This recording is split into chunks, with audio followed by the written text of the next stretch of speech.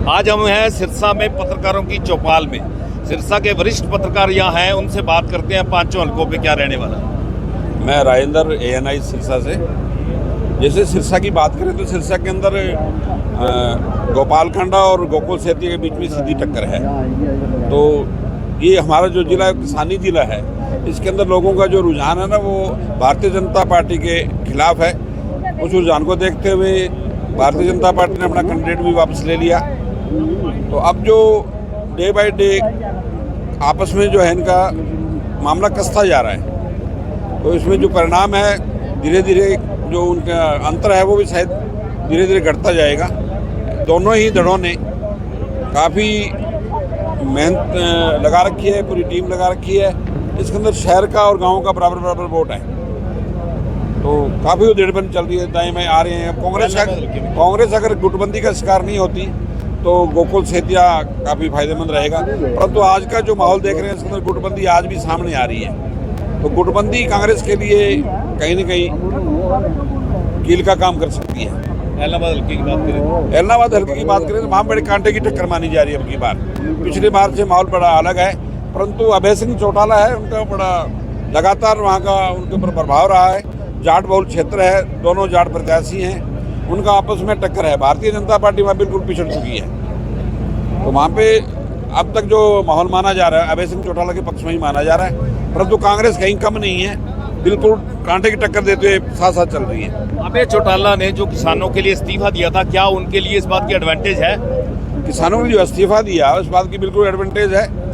जब गाँव में जाते हैं गाँव के लोग जिक्र करते हैं भी अभय चौटाला ने हमारे लिए एक कुर्बानी दी थी, उसका हालांकि हमने एक बार विधायक बना के उनका कर्ज चुकाने का काम किया है, परंतु आज भी वो किसान की खेत की किसानी की बात करते हैं। इसलिए वहाँ जो किसान का इलाका है आज भी अभय चौटाला के साथ किसान वहाँ खड़ा है। राजेंद्र जी, आप सीनियर पत्रकार हैं। चौधरी भरत सिंह की जिस तरह से वीडियो वायरल हो रही हैं, जो धमकी के वीडियो आ रहे हैं, वो तो इस तरह के चुनावी माहौल चल रहा है, इसके अंदर फेक भी हो सकते हैं, परंतु उनके जो बोलने का लहजा है थोड़े कम पढ़े लिखे हैं, इस वजह से उनका जो ग्रामीण लहजा है उस लहजे को लोग एंटरटेनमेंट के तौर पे भी कई बार ले लेते हैं। कुछ और तरह की बातें, कुछ पुरानी वीडियो भी हर कैंडिडेट के आ रही है, अकेले भरत सिंह बेनीवाल की नहीं आ रही, दूसरे कैंडिडेट्स की भी आ रही है, क्योंकि जो विरोधी है वो कहीं न कहीं की कमी ढूंढ रहे एक दूसरे में। बाकी पत्रकारों से बात करते हैं। डबवाली के लिए रवि क्या रहेगा, बड़ा परिचय जी? मैं रवि बंसल दैनिक सवेरा से। डबवाली का ऐसे है जी, वहाँ 3 पार्टी ही फिलहाल मैदान में मानी जा रही है। एक तो इनेलो से जो आदित्य चौटाला, जो अभी उन्होंने भाजपा छोड़ के उसको ज्वाइन की थी और उनका चौटाला का वहाँ बहुत ज़्यादा प्रभाव है। उसके बाद में दूसरी पार्टी जो सीटिंग MLA हैं वहाँ से अमित सिहाग कांग्रेस से हैं, और एक अपने दिग्विजय चौटाला जो जजपा से खड़े हुए हैं। परंतु वहाँ जो टक्कर मानी जा रही है वो आपस में कांग्रेस और इनेलो की ही मानी जा रही है, और इनेलो कहीं ना कहीं उसमें कुछ भारी नज़र आ रही है, क्योंकि वहाँ पे जो अभय सिंह जी चौटाला और ओम प्रकाश जी चौटाला का उनका एक अपना ही प्रभाव, अपना रुतबा है। इसलिए जो टक्कर है उसके अंदर कहीं ना कहीं यही लग रहा है कि लोगों का मानना है कि ये सीट जो है आदित्य जी निकाल सकते हैं।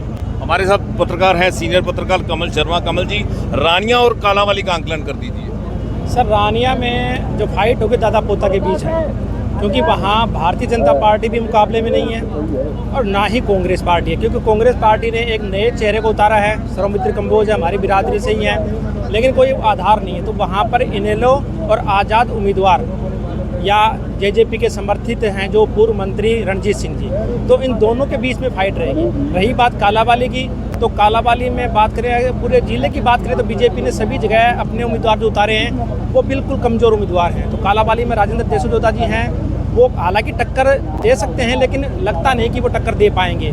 तो वहाँ पर जो सिटिंग विधायक हैं शीशपाल खेरवाला जी, उनका प्रभाव है। उन्होंने 5 साल तक हल्के में काम भी किया है, लोगों से फेस टू फेस वो मिलते भी हैं, सबसे जानते भी हैं। तो रानिया में तो इनेलो और रणजीत सिंह यानी दादा पोता के बीच बिल्कुल फाइट है। दो में से हो सकता है दोनों में से कोई एक जीत जाएगा, लेकिन कह नहीं सकते आज की तारीख में कि कौन जीतेगा। लेकिन कालापानी में साफ है कि वहाँ से कांग्रेस पार्टी जीतेगी। कमल जी, आपकी बड़ी लंबी पत्रकारिता है, आपने पहली बार देखा कि बीजेपी का एक प्रत्याशी आता है, अपना नामांकन वापस ले लेता है, बाकी जगह भी बीजेपी के कमज़ोर प्रत्याशी हैं, इसके पीछे क्या कारण है? सर, बीजेपी की अगर जो अंदरूनी जो रणनीति है ना, वो देखकर यही लगती है कि कहीं ना कहीं उन्होंने इनेलो को सपोर्ट किया अंदर खाते, क्योंकि इसीलिए उन्होंने अगर एलनाबाद की बात करें तो वहाँ पर बिल्कुल कमज़ोर उम्मीदवार उतारा, क्योंकि वो चाहते हैं कि अभय सिंह चौटाला वहाँ से फ्री होकर के या सिरसा जिले की 500 सीटों पे अभय सिंह को ज़्यादा जोर ना लगाना पड़े,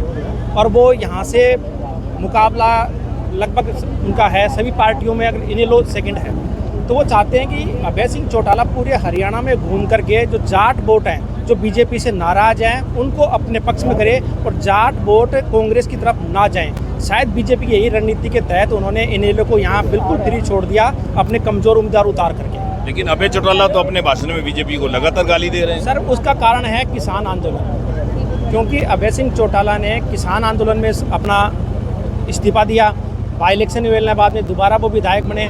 अब उनको पता है कि यदि वो बीजेपी को गालियां नहीं देंगे तो किसान अभय सिंह से नाराज़ हो जाएंगे, इनेलो से नाराज़ होंगे, इनेलो की तरफ वो मूव नहीं करेंगे। इसलिए एक रणनीति के तहत ही अभय सिंह चौटाला बीजेपी को आगे और भी गालियां देंगे, और गोपाल कांडा भी गालियां दे सकता है, जबकि बीजेपी गोपाल कांडा का समर्थन कर रही है। पर उन्होंने एक पहले दिन ही कह दिया कि मुझे समर्थन की जरूरत नहीं, ना मेरे से बात हुई। हालांकि समर्थन चाहिए उनको, क्योंकि हर नेता चाहता है कि उनको वोट चाहिए। बीजेपी के यहाँ से लगभग 30,000 वोट हैं, तो क्या गोपाल कांडा नहीं चाहेगा कि उनके वोट मिले? वो चाहता है, और अंदर खाते उनकी बात भी है, लेकिन ओपनली वो गालियाँ देंगे ताकि किसान आंदोलन का इफेक्ट उन पर ना पड़े। डिजिटल मीडिया से है अमन ग्रोवर, उन्हीं से बात करते हैं। आप 500 सीटों का आंकलन कैसे करते हैं? सबसे पहले तो बलजीत जी आपका धन्यवाद, और आज तक टीम का भी धन्यवाद, जो समय समय पर आप मीडिया पत्रकार बंधुओं की आवाज़ उठाते रहते हैं और ऐसी चौपाल लगाते रहते हैं। देखिए बलजीत जी, आप सीनियर पत्रकार हैं और चुनावी माहौल आपने, लंबे चुनाव आपने कवर किए हैं। जो मेरा खुद का सोशल मीडिया मैं अगर चलाता हूं तो मुझे जो मेरा आंकलन मुझे समझ आ रहा है, चुनाव अकेली 5 सीटों पे नहीं, 90 की 90 सीटों पे फंसा हुआ। एक तरफा कोई नहीं कह सकता कि बीजेपी सरकार तीसरी बार नहीं आ सकती। सर्वे जो है वो कांग्रेस के पक्ष में है, सट्टा बाजार भी कांग्रेस को ऊपर दिखा रहा है। लेकिन अगर हम अपने विधानसभा सिरसा की बात करें तो यहाँ 500 सीटों पर इलेक्शन जो है वो फंसा हुआ है। कोई क्लियर नहीं कह सकता कि कांग्रेस कितनी सीटों पे लीड ले रही है और बीजेपी कितनी सीटों पर डाउन है। यस जी, 5 विधानसभा क्षेत्र हैं सिरसा के अंदर, आप क्या आंकलन करते हैं? सबसे पहले तो मैं आपका धन्यवाद करूंगा हरियाणा आज तक का, और बड़ी उमस है, गर्मी है, उससे ज़्यादा सिरसा में राजनीतिक गर्मी यहाँ पे है। सबसे पहले मैं जिक्र करूंगा सिरसा सीट का। सिरसा सीट इस बार काफ़ी हॉट सीट है। वैसे तो सिरसा की सारी सीटें ही हॉट हैं, लेकिन सिरसा खास तौर पे है। और जो मेरा आंकलन है सिरसा का वो मैं आपको बता रहा हूँ। आज के दिन 24 तारीख हो गई है, गोकुल सेतिया गांव में थंपिंग मेजोरिटी के साथ आगे बढ़ रहे हैं और शहर में भी उनको एज है। और कुल मिलाकर के लगभग जो मैं देखता हूँ 10,000 के आसपास या प्लस गाँव से लीड आ रही है, 2 या 3,000 के आसपास शहर से लीड आ रही है, और लगभग 12-13,000 वोटों से वो आज आगे हैं। आने वाले दिनों में जो क्या रहेगा वो आगे की बात है। अगर मुद्दों की बात करूं मैं, एलनाबाद की बात करें तो एलनाबाद में फिलहाल मुकाबला है। और एलनाबाद चुनाव की एक खासियत है कि एलनाबाद का चुनाव अंतिम जो आखिरी 3 दिन होते हैं उसमें डिसाइड होता है। हालांकि वहाँ पे अभय सिंह चौटाला 4 बार के विधायक हैं और बहुत मजबूत है एलनाबाद में, लेकिन इस बार जो कांग्रेस का